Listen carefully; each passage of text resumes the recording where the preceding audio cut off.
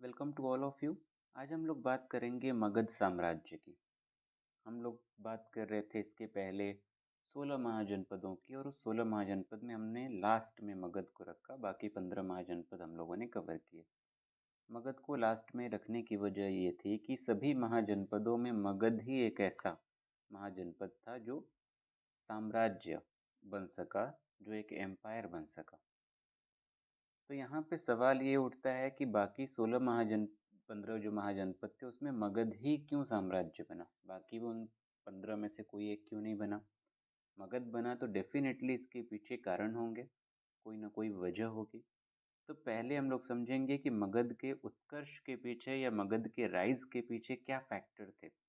उसके बाद हम लोग मगध की में जो डायनेस्टीज थी, वो वंश जिन्होंने मगध में रूल किया, राज किया, उसको हम लोग देखने की कोशिश करेंगे। तो अगर हम लोग उसके उत्कर्ष की, मगध के राइज की बात करें तो उसमें कई फैक्टर्स थे। जैसे कि उसका भौगोलिक जो क्षेत्र है उस वो कारण था, वहाँ की मिट्टी कारण है, जंगल, वहाँ पे आयरन रिजर्व्स जो है, लोहे का जो संसाधन है, जो रिजर्व्स वहाँ पे आयरन के मिले वो बहुत रिच हैं। उसकी वजह से हथियार वगैरह बनाना आसान हुआ, व्यापार बहुत वो था, और रूलर भी जो है बिम्बिसार है, अजातशत्रु है, सब पावरफुल रूलर रहे। तो एक एक करके सबको हम लोग थोड़ा सा अच्छे से डिटेल में समझने की कोशिश करेंगे। पहला फैक्टर है वो है ज्योग्राफिकल लोकेशन, यानी कि भौगोलिक कारक। भौगोलिक कारण कैसे? अगर पूरे मगध की ही लोकेशन अगर हम लोग देखें तो ये है मगध, और मगध ऊपर से ये तो गंगा आ रही है, एक ये फैक्टर हुआ। ऊपर नदी से घिरा होना, पहाड़ों से घिरा होना, ये एक नेचुरल बॉर्डर की तरह, नेचुरल जो है प्राकृतिक सीमा की तरह काम करता है। भारत की खूबसूरती जैसे कही जाती है ना, कि यहाँ पे हिमालय पूरा है, ये पूर्वांचल हिल्स हैं, और ये यहाँ पे अगर हम पाकिस्तान तो अब अलग हो गया, पहले तो एक ही में था। तो यहाँ पे सुलेमान और किरथर की पहाड़ियाँ हैं, नीचे ये ओशियन है। इसीलिए भारत की जो लोकेशन है वो बहुत बेहतर मानी जाती है दुनिया के और देशों की तुलना में, क्योंकि यहाँ पे नेचुरली वो बाउंड्रीज बनी हुई हैं जो इसको एक अलग रूप देती हैं, अलग तरीके से दर्शाती हैं। तो वैसे ही मगध की बात की जाए तो मगध की भी वैसी ही ज्योग्राफिकल लोकेशंस थी, मतलब उसकी लोकेशन वैसी थी उसके ज्योग्राफिकल फैक्टर्स की वजह से, उसके कारक की वजह से। तो गंगा एक तो ऐसे जा रही थी, यहाँ पे ये सोन नदी है, इसके अलावा यहाँ पे चंपा नदी है जो छत्तीसगढ़ से निकलती है, यहाँ पे मेंशन नहीं है बट लगभग यहीं कहीं पे चंपा नदी निकलती है। और यहाँ से ये विंध्या माउंटेन जो है, ये एक अलग एक सिक्योरिटी देती है, एक सुरक्षा देती है। जो विंध्या माउंटेन रेंज है, जो पहाड़ियाँ हैं विंध्या की, वो भी एक सुरक्षा देती हैं। और यहाँ पे बे ऑफ बंगाल है, यानी कि बंगाल की खाड़ी, जो पानी है, समुद्र है, तो यहाँ पे ऑटोमेटिकली यहाँ से भी एक सुरक्षा मिलती है। तो ओवरऑल पूरा मगध का जो क्षेत्र था वो सुरक्षित था। दूसरी चीज़ एक ये है कि किसी भी साम्राज्य की मजबूती या फिर उसके बनने की कहानी में उसकी कैपिटल का, राजधानी की लोकेशन का भी इम्पोर्टेंट रोल होता है। तो मगध की कैपिटल की बात की जाए तो इसकी दो कैपिटल रही, दो राजधानी रही। पहली राजधानी तो इसकी रही राजगृह, इसको अलग अलग नाम से जाना जाता है, राजगृह बोलते हैं, राजगीर बोलते हैं, गिरिवन पुनराज बोलते हैं। वहीं प्राकृत में इसको राजगाह के तौर पे जो है मेंशन किया गया। एक तो ये थी पहली कैपिटल। बाद में इसकी कैपिटल शिफ्ट की गई पाटलिपुत्र। तो इन दोनों कैपिटल की लोकेशन भी वैसे ही कुछ खास थी, दोनों कैपिटल की जो है बातें खास थी यहाँ पे। अच्छा, एक चीज़ ये भी है कि ये प्रेजेंट डे अगर आज के टाइम की बात की जाए तो ये आज के बिहार के पटना और गया के आसपास का जो क्षेत्र है, ये वही जगह की बात हो रही है। तो अगर पहले हम लोग राजगीर के लोकेशन की बात करें, इसकी जो है आज का या उस टाइम पे उसके क्या भौगोलिक कारक थे जो इसके लिए सूटेबल थे, जिसकी वजह से इसको मदद मिली, इसको उत्कर्ष में मदद मिली। तो राजगीर एक ऐसी राजधानी थी, एक ऐसी कैपिटल थी जो पूरी तरीके से प्राकृतिक सुरक्षा के अधीन थी, क्योंकि राजगीर जो है 5 पहाड़ियों से घिरा हुआ एक शहर था, या राजधानी कह लीजिए। मान लीजिए राजगीर है तो 5 तरफ से जो है पहाड़ियों से वो घिरा हुआ था। तो पहाड़ियों से घिरे होने की वजह से वो ऑलरेडी एक नेचुरल डिफेंस की तौर पे काम कर रहा था, एक प्राकृतिक सुरक्षा उसको मिल रही थी। दूसरा, अगर हम पाटलिपुत्र की बात करें तो पाटलिपुत्र भी एक नेचुरल डिफेंस दे रहा था, लेकिन यहाँ पे 5 पहाड़ियाँ नहीं थी, बल्कि नदियों की वजह से एक नेचुरल डिफेंस ये दे रहा था। और नदियों से कैसे? अब मान लेते हैं कि एक मैप के थ्रू एक रफ डायग्राम बना लेते हैं। ये है हमारा पाटलिपुत्र, तो ऊपर से ये गंगा गुजर रही है, यहाँ से ये गंगा की ही एक सहायक नदी है, ट्रिब्यूटरी है, वो है सोन, जिसकी अभी हम लोगों ने बात की। इसके अलावा एक और ट्रिब्यूटरी है जो झारखंड के आसपास से निकलती है, झारखंड की ही, बल्कि एग्जैक्ट बोलें तो झारखंड में पलामू डिस्ट्रिक्ट है, वहाँ से निकलती है, जिसका नाम है पुनपुन। तो इधर गंगा, सोन और पुनपुन, तो ये भी एक नेचुरल डिफेंस के तौर पे काम कर रहा था, और पानी से घिरे होने की वजह से इसको मेंशन किया गया इतिहास में वाटर फोर्ट के तौर पे। और हिंदी में अगर आप हिंदी की किताबें पढ़ें तो इसको जल दुर्ग के तौर पे मेंशन किया गया, क्योंकि दुर्ग का मतलब किला होता है, जल यानी कि पानी, तो पानी से घिरा हुआ एक प्राकृतिक किला पाटलिपुत्र को कहा गया। तो ये फैक्टर्स बहुत इम्पोर्टेंट रहे मगध के उत्कर्ष के लिए। इसके अलावा सेकंड फैक्टर क्या? Alluvial zone. एलुवियल जोन का मतलब क्या है? मिट्टी जैसे कई तरीके की होती है, एलुवियल होती है, ब्लैक होती है, रेड होती है, अलग अलग मिट्टियाँ होती हैं, अलग अलग उसके कैरेक्टर्स होते हैं, और उनका जो रोल होता है कृषि में, एग्रीकल्चर में, वो भी अलग अलग होता है।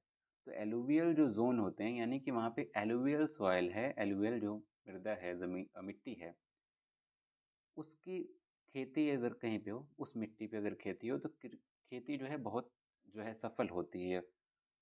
उसमें जो फसल होती है मतलब उसकी संख्या क्वालिटेटिव और क्वांटिटेटिव दोनों तरीके से वो बहुत बेहतर होती है।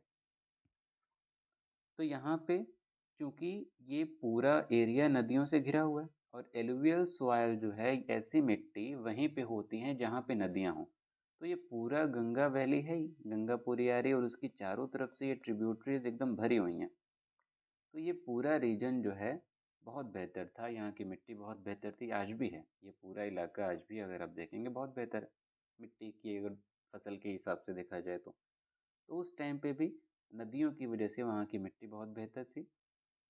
तो मिट्टी बेहतर होने की वजह से वहाँ पे एग्रीकल्चर बहुत बेहतर हुआ, और एग्रीकल्चर कृषि के बेहतर होने की वजह से वहाँ के राजस्व में जो है, वहाँ के रेवेन्यू में बढ़ोतरी हुई। दूसरा एक कारण कृषि में बढ़ोतरी का ये भी था कि जो सीडलिंग ट्रांसप्लांटेशन है, जिसकी हम लोग बात पहले भी किए थे, फिर से बता देते हैं, वो सीडलिंग ट्रांसप्लांटेशन यहाँ पे इंट्रोड्यूस किया गया। पहले क्या होता था कि जो भी धान वगैरह लगाया जाता था, उसके बीज लेके वो जगह जगह ऐसे जो है चीट देते थे हाथ में लेके, और वैसे कोई बीज उगा नहीं उगा, कुछ ऐसे इधर उधर लेके, मतलब किसी जैसे झाड़ियाँ उग जाती हैं वैसे धान उग जाते थे, जो भी फसल होती थी उग जाती थी। लेकिन सीडलिंग ट्रांसप्लांटेशन का मतलब ये है कि पहले बीज लगाया गया, बीज लगाने के बाद जब वो 5-6 इंच का उग जाता था, तो उसको उखाड़ा जाता था, उखाड़ के फिर दोबारा उसको खेत में लगाया जाता था, बिल्कुल लाइन से, एक सिस्टमेटिक तरीके से, जैसे आज के टाइम पे धान की खेती होती है। इस तरीके से करने से बीज जो है, जो सड़ जाते थे वो सड़ना बंद हो गए, और सारे बीज लगभग इस्तेमाल होते थे, सारे बीजों से एक जो उसका धान है वो उगता था, इससे फसल बहुत बेहतर हुई। तो एग्रीकल्चर में एक तरीके से इससे रिवॉल्यूशन आ गया, एक क्रांति आ गई। तो दूसरा कारण इसके राइज में एलुवियल जोन का रहा, मिट्टी का रहा, और सीडलिंग ट्रांसप्लांटेशन का। तीसरा जो फैक्टर रहा वो था हैवी फॉरेस्ट, यानी कि घने जंगल का रोल यहाँ पे। आज भी अगर हम दक्षिण बिहार को देखें, साउथ बिहार को देखें, तो वो ह्यूजली फॉरेस्टेड एरिया है, और उस टाइम पे भी वो ह्यूजली फॉरेस्टेड था, पूरा जंगल जंगल ही था। और इसकी वजह से क्या हुआ कि जंगल जंगल होने की वजह से, जंगल जंगल जो है साउंड कर रहा है मोगली के गाने की तरह, तो बहरहाल, तो जंगल होने की वजह से यहाँ पे लकड़ियों की सप्लाई बहुत ज़्यादा हुई, और उन लकड़ियों का इस्तेमाल किया गया, एक तो मतलब कारोबार में भी किया गया, और महल बनाने के लिए भी इसका इस्तेमाल किया गया, पैलेसेस बनाने के लिए। आर्ट एंड कल्चर जो पढ़ें, अगर आप कला संस्कृति की किताबें पढ़ेंगे, तो मौर्य जो है उन्होंने महल बनाए थे लकड़ी के, बहुत बड़े महल। एक ही महल, मतलब एविडेंस जो मिलता है बहुत ज़्यादा पिलर का उसमें इस्तेमाल हुआ था, हालांकि बहुत सारी चीज़ें सड़ गल गई क्योंकि लकड़ी बहुत ज़्यादा टाइम तक टिकती नहीं है। तो महलों को बनाने के लिए लकड़ियों का इस्तेमाल किया गया, घरों को बनाने के लिए लकड़ियों का इस्तेमाल किया गया, पुल बनाने के लिए, ब्रिजेस बनाने के लिए, इन सब के लिए लकड़ियों का इस्तेमाल किया गया। ये फ़ायदा कहाँ से हुआ? जंगलों से। और महलों का होना भी किसी राज्य की शक्ति को, उसकी पावर को दर्शाता है। पहली चीज़ तो ये। दूसरा, जंगल के होने से फ़ायदा ये हुआ कि एलिफेंट जो है, हाथियों की सप्लाई बहुत बेहतर हुई, क्योंकि जंगल में ही हाथी रहते हैं। तो हाथी इनको आसानी से मिलते थे, और हाथी ज़्यादा होने का मतलब इनकी पावर ज़्यादा है। चौथा फैक्टर है आयरन रिजर्व्स। लोहा जो है उसकी मौजूदगी, लोहे की मौजूदगी का मतलब ये है, अगर आपको याद होगा तो लेटर वैदिक एज या उत्तर वैदिक काल से लोहे का इस्तेमाल भारत में शुरू हुआ, बहुत तेज़ी से हुआ। जैसे जैसे वक्त गुजरा वैसे वैसे लोहे का इस्तेमाल हुआ, वैसे वैसे लोग पूर्व की तरफ बढ़ते गए, और ये बिल्कुल उसका चरम कह लीजिए, बिल्कुल पूर्व में तो आ ही गए, यूपी बंगाल का रीजन। तो लोहे के इस्तेमाल से फ़र्क ये पड़ा कि एग्रीकल्चर में भी इस्तेमाल हुआ, कृषि में उसके औजार बनाए गए कृषि के, और कृषि और बेहतर हुई। दूसरा, इसका इस्तेमाल किया गया वेपन्स बनाने के लिए, हथियार बनाने के लिए। उन हथियारों का इस्तेमाल इन डायनेस्टीज़ ने, वंशों ने, राजाओं ने अपने युद्ध में किया। इससे इनको युद्ध में सफलता मिली, ये भी एक कारण बना इनके उत्कर्ष का। और इन सारे ऊपर की चीज़ों को अगर हम मिला दें तो उसका एक कॉन्क्लूज़न निकल के आता है कि इन सब से उनकी ट्रेडिंग एक्टिविटीज़, उनका व्यापार, उनका वाणिज्य जो है वो बहुत बेहतर हुआ। अब अगर वो पुल बना रहे हैं जंगल से लकड़ियाँ लेके, तो सीधी सी बात है कि मैन्युफैक्चरिंग हो रही है। ब्रिजेस बना रहे हैं, घर वगैरह बना रहे हैं, तो भी मैन्युफैक्चरिंग हो रही है। कुछ बनाते होंगे, टेबल बनाते होंगे, प्लेट बनाते होंगे खाने पीने के लिए, कुछ भी हो, जो भी चीज़ें, मैन्युफैक्चरिंग तो हो रही। इसके अलावा भी जो ज़रूरत की चीज़ें हैं, कपड़े हैं, जैसे इंडस वैली सिविलाइजेशन में सारे जो है ज्वेलरी और नेकलेस, नीडल, वो सारी चीज़ें बनाते ही थे लोग। खिलौने बनाते थे, बर्तन बनाते थे, तो यहाँ पे भी वो सारी चीज़ें होती ही थी। तो मैन्युफैक्चरिंग एक्टिविटीज़ इन सब से बढ़ी। इसके साथ साथ ट्रेडिंग एक्टिविटीज़ भी बढ़ी। अगर एग्रीकल्चर का ही एग्जाम्पल ले लें, कृषि का, तो कृषि जब सरप्लस हुआ, कृषि का, कृषि जो है बहुत बेहतर फसल होती है, तो ऑब्वियस सी बात है, बिल्कुल स्वाभाविक बात है कि उसका जो है व्यापार होगा, और बड़े पैमाने पे व्यापार होगा, क्योंकि सारा रख के सड़ाएंगे तो है नहीं। और इसी के चलते पोर्ट का भी जिक्र आता है, बंदरगाहों का, काशी का जिक्र आता है, काशी से व्यापार होता था यहाँ पे। इसके अलावा अंग महाजनपद, अगर आपको याद होगा तो चंपा जो है, चंपा नदी याद होगी आपको। चंपा जो है ये भी एक बंदरगाह के तौर पे इसका जिक्र आता है, यहाँ से व्यापार होता था। तो व्यापार ज़्यादा होने की वजह से इनका रेवेन्यू, इनका राजस्व जो है बढ़ा। और इसके साथ साथ यहाँ पे गिल्ड सिस्टम होता था, श्रेण जो है एक तरीके से कारवां होता था पूरा, एक कलेक्शन होता था, ग्रुप होता था व्यापारियों का, जिसके हेड को श्रेणी बोलते थे। नॉट श्रेणी, आई थिंक जो गिल्ड सिस्टम होता था उसको श्रेणी बोलते थे, और जो उसका मुखिया होता था उसको श्रेष्ठी बोलते थे। ये आगे देखेंगे हम लोग।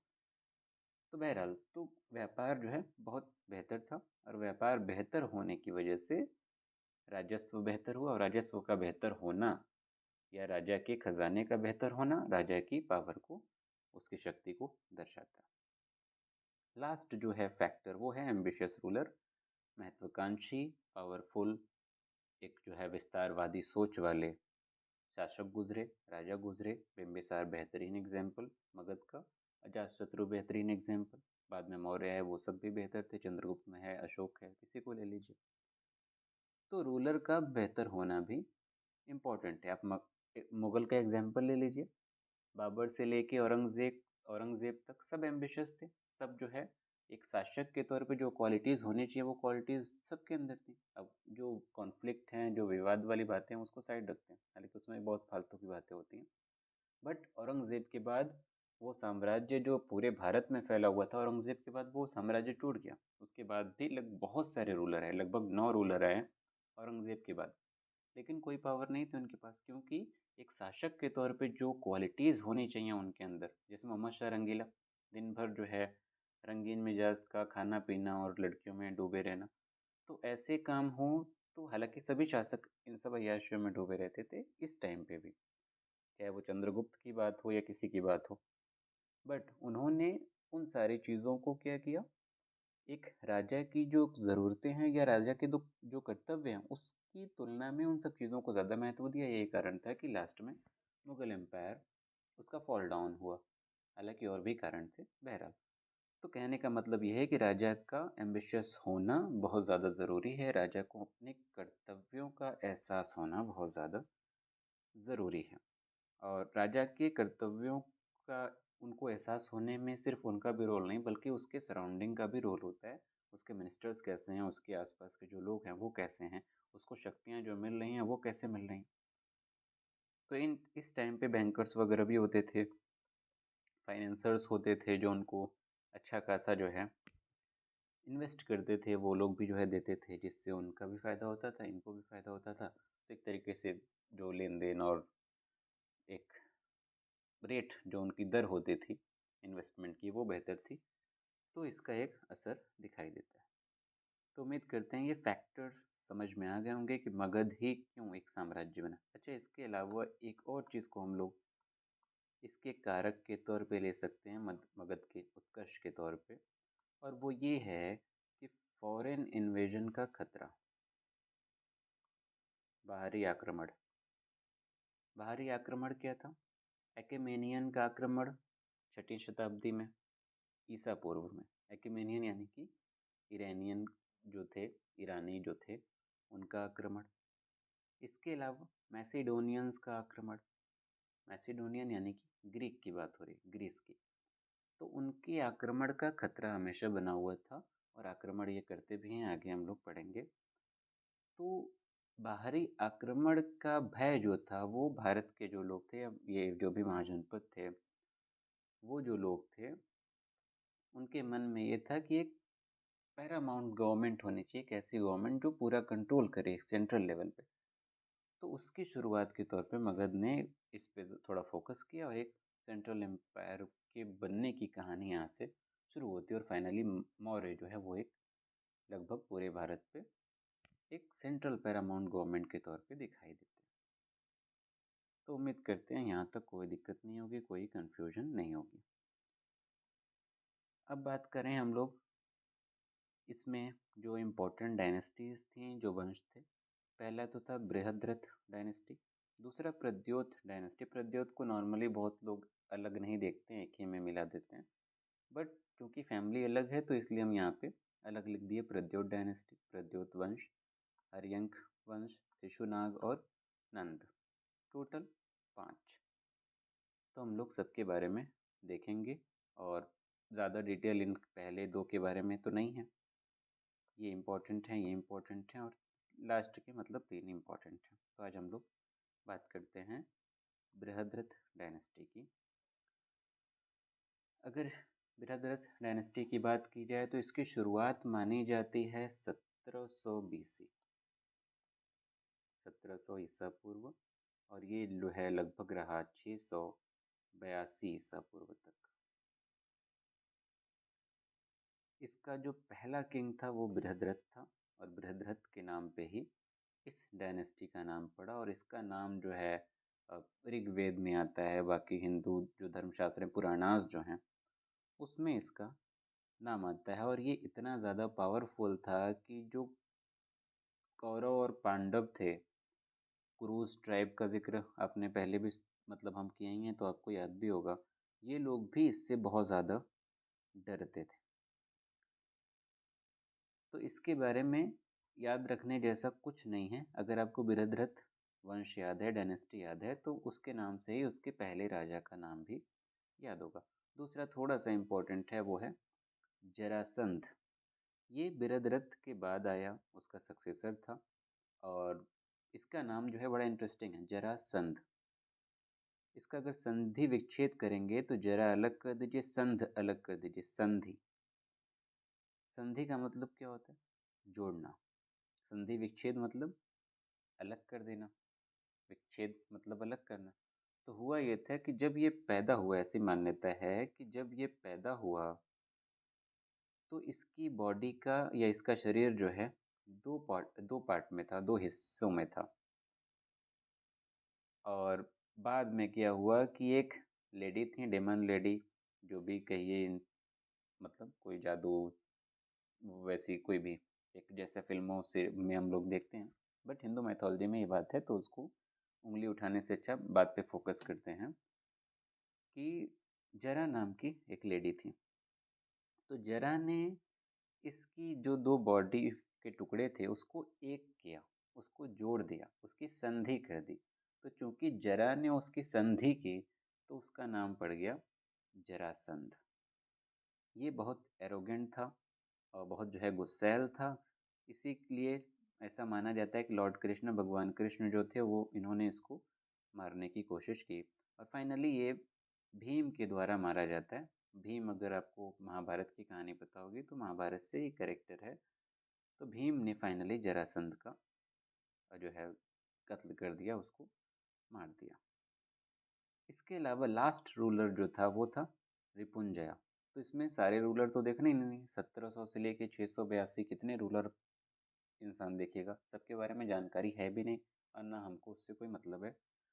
रिपुंजय जो है लास्ट रूलर रहा, जिसने करीब 732 से लेके 682, जब ये डायनेस्टी खत्म हुई तब तक इसने शासन किया। ये बहुत जो है धार्मिक था और इसके बारे में खास बात कुछ नहीं है, खास बात उसके मरने में है। मरने में वो, मतलब ये नहीं कि मर गया, बल्कि खास बात यह है कि इसके मरने से एक नई डायनेस्टी की शुरुआत हुई। और इसका मर्डर जो है रिपुंजया का, इसके ही मंत्री ने किया, जिसका नाम था पुल्लिका। और पुल्लिका ने रिपुंजया को मार दिया और अपने बेटे प्रद्योत को गद्दी पे बिठा दिया। और यही कारण है कि यहाँ से एक नई डायनेस्टी शुरू हो जाती है, जो 682 से लेके 544 तक ईसा पूर्व शासन करती है।